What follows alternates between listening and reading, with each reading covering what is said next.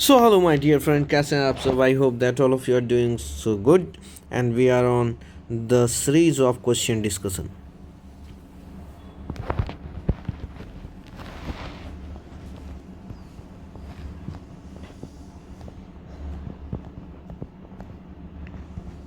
Correct sir. And this is our chapter number 3rd. क्या है बालक? Pair of linear equations in two variables. Yes, आपने सही समझा. इससे इजी कोई चैप्टर नहीं है ना. इससे इजी कोई चैप्टर ही नहीं. और इसमें भी डिस्कशन वैसे ही करेंगे 1 marks 2 marks 3 marks 4 marks and 5 marks. तो चलिए अपना डिस्कशन स्टार्ट करते हैं. बेटा ध्यान से समझना, ध्यान से हर एक क्वेश्चन को करना. 100% इसी टाइप का क्वेश्चन आपके बोर्ड एग्ज़ाम में आने वाला है. तो तैयार रहिए फर्स्ट क्वेश्चन के लिए. Hey, find the number of solutions of the following pair of linear equations. बोल रहा है कि x plus 2y minus 8 is equal to 0 एक इक्वेशन है और दूसरा इक्वेशन है 2x plus 4y is equal to 16. तो भैया सॉल्यूशन बताइए, सॉल्यूशन कितने होंगे. तो बेटा देखो, कभी भी ऐसा क्वेश्चन आए तो डायरेक्ट सॉल्यूशन नहीं फाइंड आउट करने लगना है. सबसे पहले जो दो इक्वेशन है, इक्वेशन नंबर 1 और इक्वेशन नंबर 2, इसको पहले स्टैंडर्ड फॉर्म में लाइए. तो सर इक्वेशन नंबर 1 तो अपने स्टैंडर्ड फॉर्म में है ही क्योंकि इक्वल टू 0 है. लेकिन ये सेकंड वाला जो इक्वेशन है ये स्टैंडर्ड फॉर्म में नहीं है. तो इसको स्टैंडर्ड फॉर्म में लाने के लिए सर लिखना पड़ेगा 2x प्लस 4y और ये इसको इधर लाना पड़ेगा, है ना, माइनस 16 इज इक्वल टू 0. अब फर्स्ट और दूसरा दोनों इक्वेशन आ चुका है अपने स्टैंडर्ड फॉर्म में. Very good. अब हमको क्या देखना है सर? देखना है इसके आगे कुछ नहीं है तो 1 है. Very good. अब आपको लिखना है कि x के आगे जो भी लिखा हुआ है इसको लिखते हैं a1, y के आगे जो लिखा हुआ है इसको लिखते हैं b1 और जिसके साथ ना x ना y उसको लिखते हैं c1. तो भैया इसको क्या लिखना चाहिए सर? a2. सर इसको क्या लिखना चाहिए सर? b2. और इसको क्या लिखना चाहिए सर? c2. Very good. यानी यदि हमसे कोई पूछे कि a1 की वैल्यू कितनी तो 1, b1 की वैल्यू कितनी तो 2 और c1 की वैल्यू कितनी तो -8. यहाँ a2 की वैल्यू कितनी सर? 2. b2 की वैल्यू कितनी सर? 4. c2 की वैल्यू कितनी -16. सबसे पहले कभी भी यदि ऐसा क्वेश्चन आए और आपसे बोले कि find the number of solution, ठीक है, तो आपको क्या करना है? सबसे पहला स्टेप करना है स्टैंडर्ड फॉर्म में कन्वर्ट. दूसरा स्टेप लिखना है a1 b1 c1 a2 b2 c2 की वैल्यू. और third step sir third step क्या करना है? रेशियो फाइंड आउट करना है a1 बाई a2 का, b1 बाई b2 का और c1 बाई c2 का. आइए वैल्यू फाइंड आउट किए. a1 by a2 equal to क्या हो जाएगा? 1/2. b1 by b2 equal to क्या हो जाएगा? 2/4. यहाँ से वैल्यू रख रहे हैं.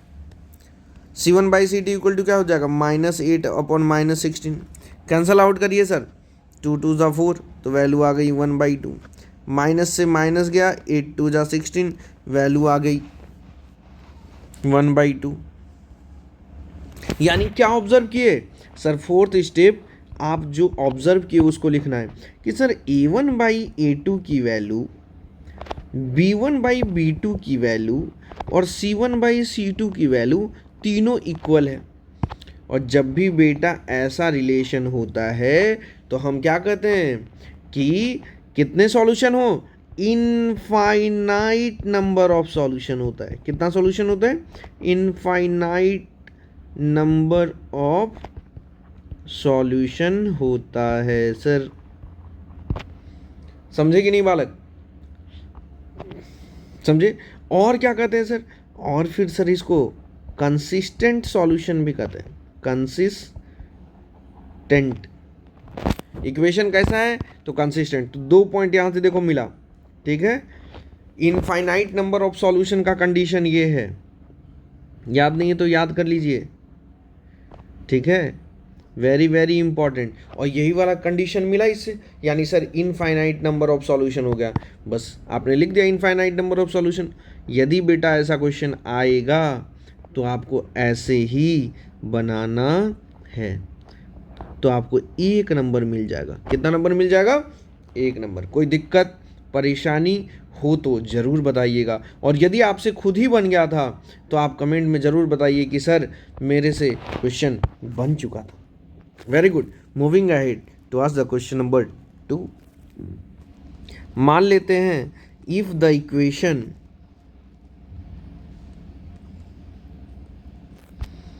kx minus 2y is equal to 3 and 3x plus y is equal to 5. Represent two intersecting lines at unique point, then the value of k is क्या होगा। तो सर क्वेश्चन ध्यान से पढ़िए कि 2 इक्वेशन है, दोनों इक्वेशन लिख लीजिए। kx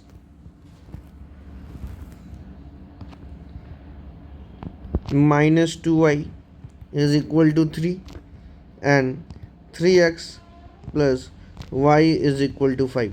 बोल रहा है कि ये दोनों कैसा इक्वेशन है, तो सर ये दोनों रिप्रेजेंट करता है इंटरसेक्टिंग लाइन।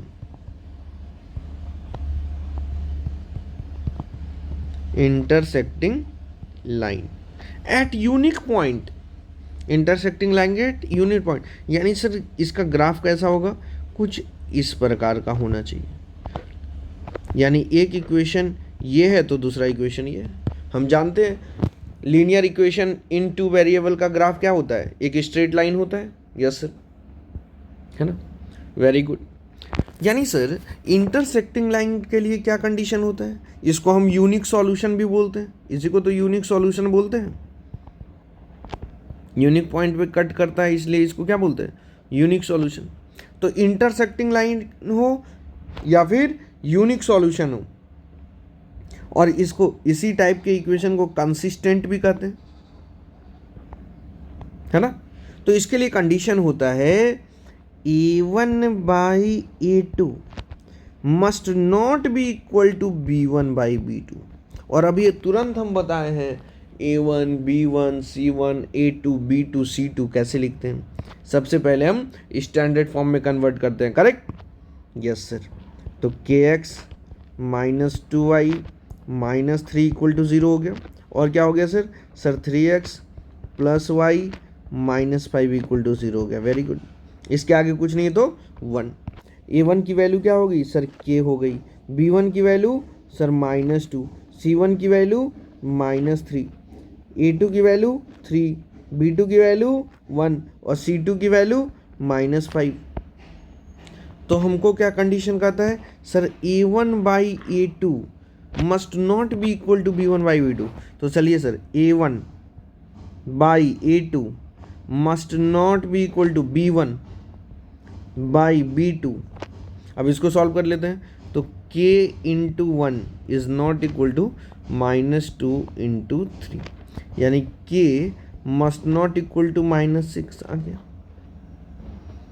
यानी k की वैल्यू -6 नहीं होनी चाहिए, तो क्या होनी चाहिए sir?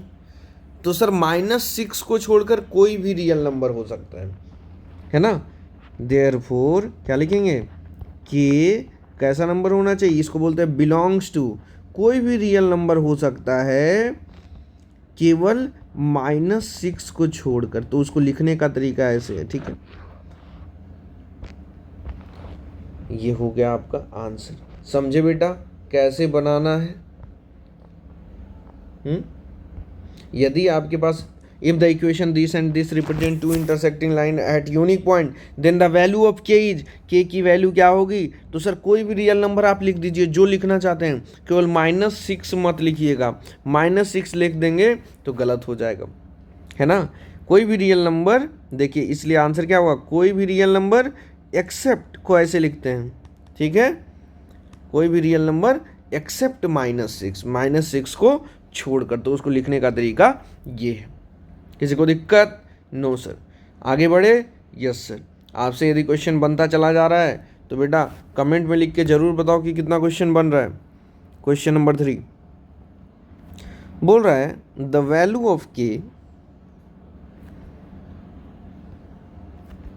For which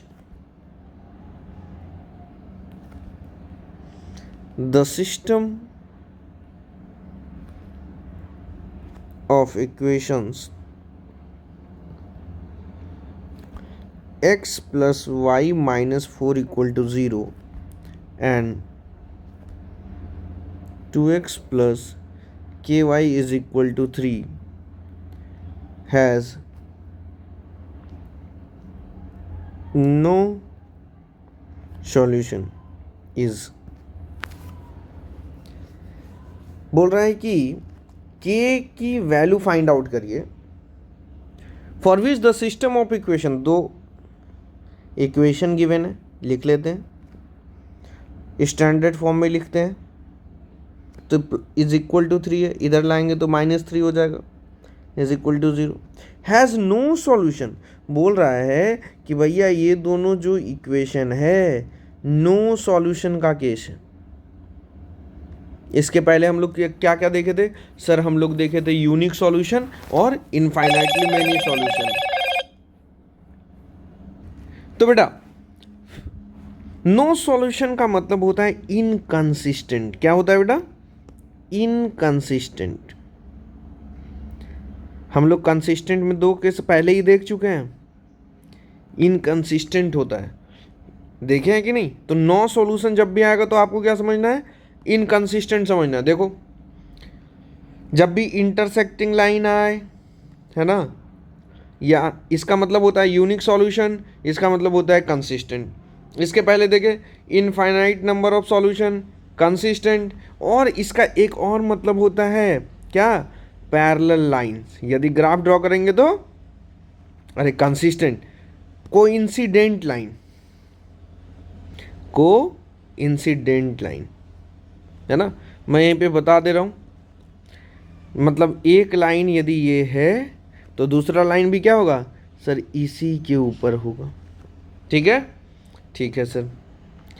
no solution का मतलब होता है सर पैरेलल लाइन। क्या होता है? यदि ग्राफ ड्रॉ करेंगे तो पैरेलल लाइन होगा सर। जैसे सर एक लाइन ऐसा है तो दूसरा लाइन ऐसा होगा, ये कभी भी मीट नहीं करेगा, ठीक है सर। इसका केस क्या होता है? अभी जैसे कि हम लोग देखें, इसका केस ये होता है, फिर सर इसका केस ये होता है, ऐसे ही इसका केस क्या होता है सर? इसका केस होता है A1/A2 is equal to B1/B2 but not equal to C1/C2। समझे कि नहीं? A1/A2 is equal to B1/B2 but not equal to C1/C2। याद रखना। तो अब आपको आता है, इसके आगे कुछ नहीं है तो 1 है ना। Yes sir. यानी सर A1 की वैल्यू 1 हो गई, A2 की वैल्यू क्या हो गई सर? इसके आगे भी कुछ नहीं है तो 1 है। और ये क्या हो गया सर? अरे A2 नहीं बालक, B1 ये हुआ और ये C1 हुआ। ऐसे ही A2 की वैल्यू 2, B2 की वैल्यू K और C2 की वैल्यू -3। तो हम इसमें पुट करते हैं इस वाले इक्वेशन में, है ना, रिलेशन में। तो 1/2 हो गया, वैल्यू देखिए B1/B2 1/K sir is not equal to C1/C2 sir -4/-3। तो माइनस से माइनस कैंसिल आउट हो गया सर, यानी 1/2 is equal to 1/K but not equal to 4/3। अब हमको क्या चाहिए था sir? Sir the value of K चाहिए, K की वैल्यू चाहिए। तो भैया इन दोनों को इक्वेट यदि करेंगे तो क्या K की वैल्यू आएगी? यस सर आएगी। तो चलिए इक्वेट कर देते हैं इन दोनों को। आइए सर, यानी 1/2 this imply 1/2 equal to 1/K। इसका मतलब क्या है? क्रॉस मल्टीप्लाई, ये इधर मल्टीप्लाई होगा और ये इधर क्रॉस मल्टीप्लाई इसको बोलते हैं बेटा। तो 1 into K is equal to 1 into 2 is, इसका मतलब क्या हुआ? K की वैल्यू सर 2 आ गई। यदि बेटा आप एक एक स्टेप लिख के बनाइएगा तो कभी भी ना गलत आंसर आएगा और ना गलती होने की चांस बनेगी, कभी भी गलत नहीं होगा और आपको 1 मार्क्स तुरंत मिल जाएगा। कितने मार्क्स का अभी क्वेश्चन हम लोग डिस्कशन कर रहे हैं? सर 1 मार्क्स के क्वेश्चन अभी डिस्कशन हो रहे हैं, समझे बेटा? तो ये बहुत इम्पॉर्टेंट रिलेशन है जो आपको कभी भी नहीं भूलना है, ठीक है? आगे चलते हैं बेटा क्वेश्चन नंबर 4 पे। आपसे यदि बन जा रहे हैं क्वेश्चन तो आप कमेंट में लिख के जरूर बनाइए कि आपसे कितना क्वेश्चन बना। The value of K for which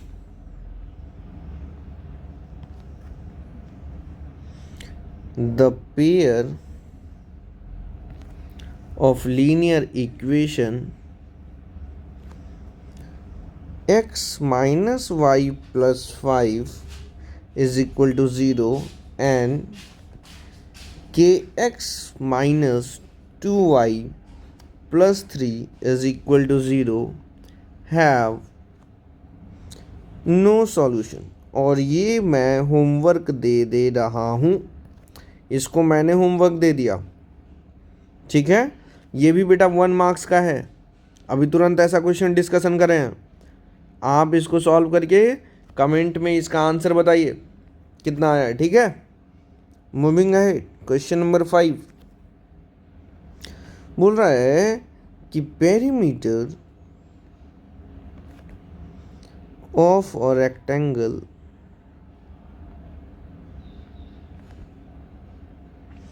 whose length is 4 centimeter more than twice its breadth is 14 centimeter. The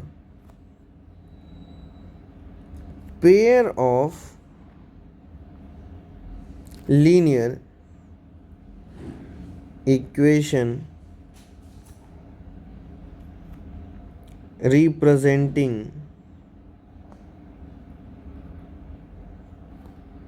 the above information is, पहला ऑप्शन है L+4 इक्वल टू 2B, फिर है 2 इज इक्वल टू L+B, दूसरा equation है L-B is equal to 4, फिर है 2 into L+B is equal to 14, third है L equal to 2B+4,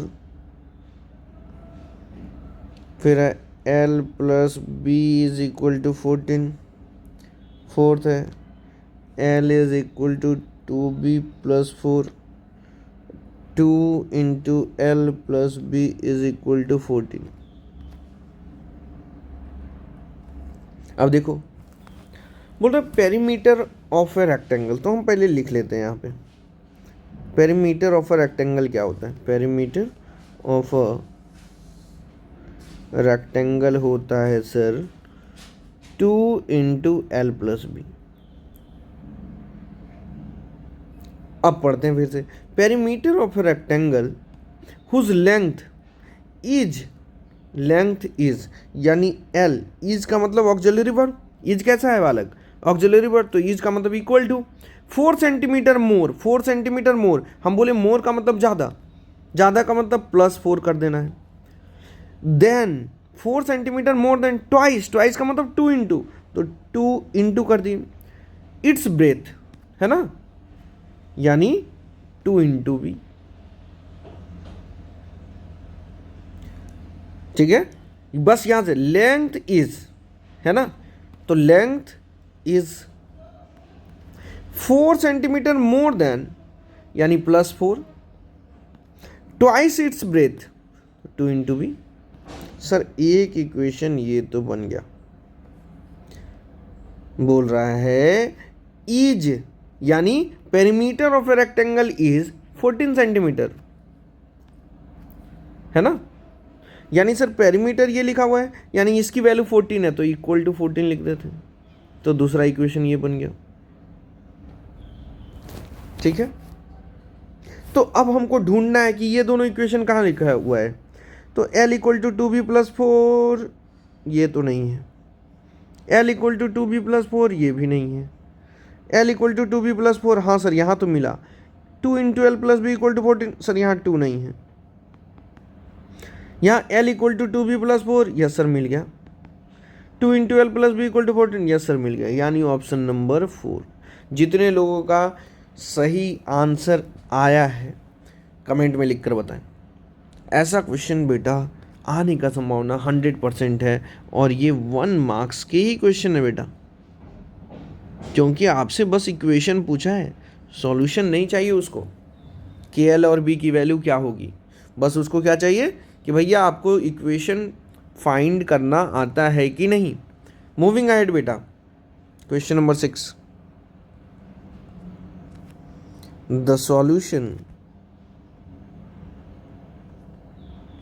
of the pair of linear equations x equal to -5 and y equal to 6 is,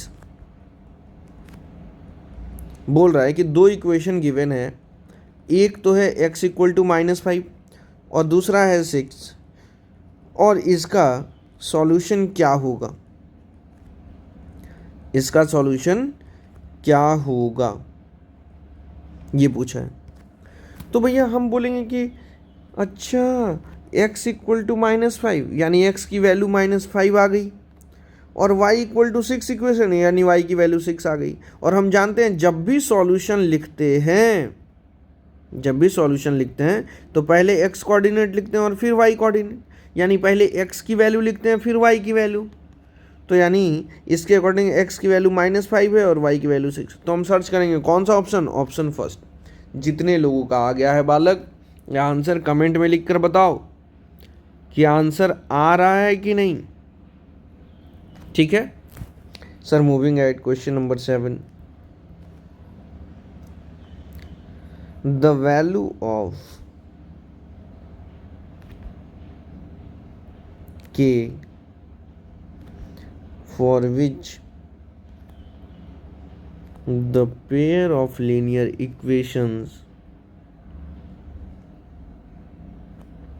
3x plus 5y is equal to 8 and kx plus 15y is equal to 24 has infinitely many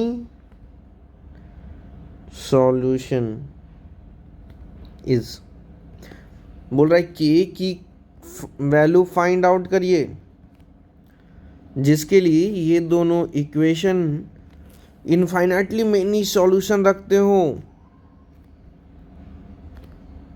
ठीक है। तो sir अभी तो condition पढ़े थे infinitely many solution का, condition याद करिए क्या लिखाए थे sir, A1/A2 is equal to B1/B2 is equal to C1/C2। किसका लिए कंडीशन है सर, इनफाइनाइटली मेनी सॉल्यूशन के लिए। और A1 B1 C1 A2 B2 C2 क्या है सर, जो इक्वेशन गिवन रहता है उसको पहले लिखना चाहिए। कैसे, स्टैंडर्ड फॉर्म में। तो इक्वल टू 24 था तो -24 करेंगे इधर तो 0। और यहाँ था sir 3x + 5y is equal to 8 था तो इधर लाएंगे तो -8 इज इक्वल टू 0। किसी को दिक्कत? यानी A1 की वैल्यू k हो गई, A2 की वैल्यू 15 हो गई, और सॉरी A1 की वैल्यू हो गई k, B1 की वैल्यू 15 और C1 की वैल्यू -24, A2 की वैल्यू 3, B2 की वैल्यू 5 और C2 की वैल्यू -8। तो वैल्यू पुट कर दो यहाँ पे। A1 की वैल्यू सर k है ना, B1 की वैल्यू सर 15 है और C1 की वैल्यू सर -24 है, A2 की वैल्यू सर 3 है, B2 की वैल्यू सर 5 है, C2 की वैल्यू -8 है। सॉल्व करिए, 5 3 ज़ा 15, माइनस से माइनस गया, 8 3 ज़ा 24। यानी सर ये आ गया k/3 is equal to 3 is equal to 3। तो फिर से इन दोनों को क्या कर लेते हैं, इक्वेट कर लेते हैं, तो k की वैल्यू आ जाएगी। यस सर, तो यहाँ लिख लेते हैं k/3 इज इक्वल टू 3। इसका मतलब क्या हो गया, k is equal to cross multiply 3 × 3, value आ गई sir k is equal to 9। Answer हो गया। आप जैसे ही ऑप्शन सेकंड क्लिक करेंगे आपको तुरंत कितना मार्क्स मिल जाएगा, 1 मार्क्स मिल जाएगा। बेटा बहुत इजी क्वेश्चन होता है pair of linear equation in 2 variable का। केवल आपको क्या करना है सर, कुछ नहीं, कंडीशन याद होने चाहिए। कौन सा कंडीशन सर? सर बेटा ये कंडीशन, ये सब कंडीशन, ये किसके लिए कंडीशन है सर, इनफाइनाइटली मेनी सॉल्यूशन का। सर इसका ग्राफ कैसा होता है, अभी बताए थे बेटा, को इंसिडेंट ग्राफ होता है ना। सर इसको कैसा इक्वेशन कहते हैं, कंसिस्टेंट इक्वेशन कहते हैं। ये सब पहले ही मैं बता चुका हूँ, ठीक है बेटा। आप लोग कमेंट में लिख कर बताइए कि आपसे कितना क्वेश्चन सॉल्व हुआ, ठीक है। और एक्टिव रहिए और सारे क्वेश्चन को अच्छे से समझने की कोशिश करिए। यदि आपको समझ में ना आए तो हमसे पूछ लीजिए कमेंट में लिखकर, मैं तुरंत आपको बता दूंगा। So thank you so much, thank you.